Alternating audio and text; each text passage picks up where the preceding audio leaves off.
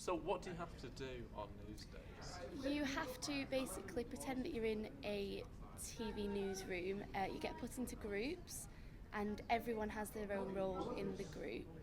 Um, and it is very rushed. You've got to really be on the ball with it. You've got to think of stories, you've got to be on time. You have a news bulletin in the morning and then the actual show in the afternoon. So it seems like, oh, I've only got to do one 15-minute slot, but it's hard to fill with all the content and things like that. But it is a really, really good day.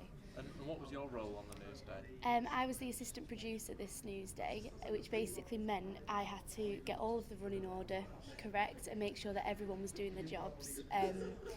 If the producer needed anything, I was always the one who had to run around and sort it out, because obviously she has a lot of pressure on her as well.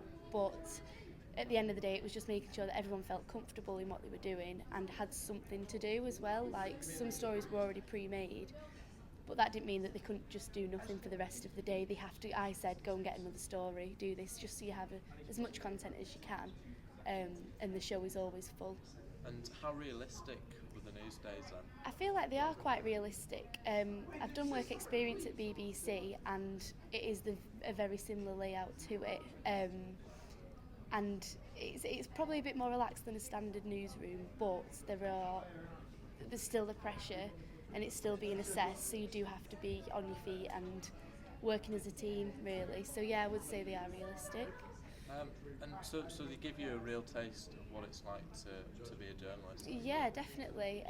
You are finding real stories. You're talking to people who have experienced things, going to the scenes of fires, car crashes. If something's happened on that morning, you do need to run out. So last week, we were lucky enough to have a news day on the day after a big football match had been on in town, which had caused loads of police, and they'd sold too many tickets or something.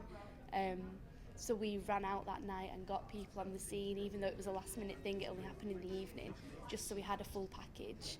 And then that was our breaking story, and we beat everyone to it, kind of thing. So you do have to kind of watch the news and make sure you're always refreshing your social media and stuff through the day. And what do you feel is like the most important thing that you've learned from a TV news day? I would say that working as a team is probably more key to it than you realise. You do need to talk to everyone. You need to know everyone's name, know what they're doing, especially with a role like assistant producer or producer, because you always have to report back. You need a group chat set up so that everyone can fling ideas back and forth. We had a Google document. Everyone's always got to be working as a unit, so that then you don't have two stories that are the same, or you don't know who your presenters are. People turn up and things like that.